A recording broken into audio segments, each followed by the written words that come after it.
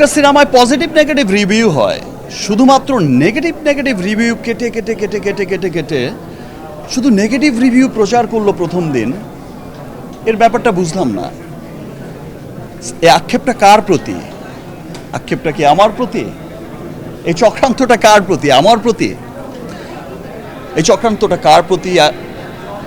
সান motion পিকচারের প্রতি, না রুশোর প্রতি, না আমার অন্যান্য কোনো আর্টিস্টের, আমার নায়িকাদের প্রতি? কার প্রতি আমি বুঝলাম না। নাকি বাংলা সিনেমার প্রতি?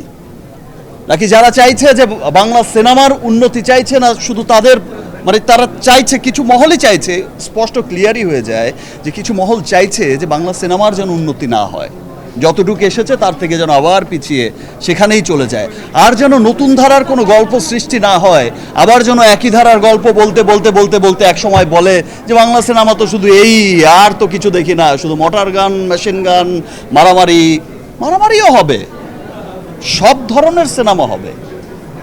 তাই বলে যে নিটল প্রেমের গল্পের সিনেমা হবে না সেটা তো না, তাই বলে যে মধ্যবিত্ত আপার ক্লাসের গল্প হবে না সেটাও তো না।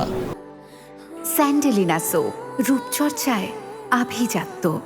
একটা সিনেমা, একটা গান, একটা সব কিছু সবার জন্য। এবং আমি সেকেন্ডে থেকে আবার যখন দেখছি যে রিয়েল রিভিউগুলো যখন আসা শুরু হয়েছে, সবাই যখন সোচ্চার হয়েছে, যারা সিনেমা প্রেমী এবং যারা সিনেমাকে সত্যি সত্যি ভালোবাসে এবং সত্যি সত্যিই চায় যে সিনেমা অনেক ভালো করুক, আমাদের সিনেমা ভালো করছে, বিশ্বমানের সিনেমা তৈরি হোক, ভিন্ন ভিন্ন গল্পের সিনেমা তৈরি হোক, তারা কিন্তু খুব পজিটিভ রিভিউ দিচ্ছে এবং সবাই আবার নতুন করে হলে আসছে।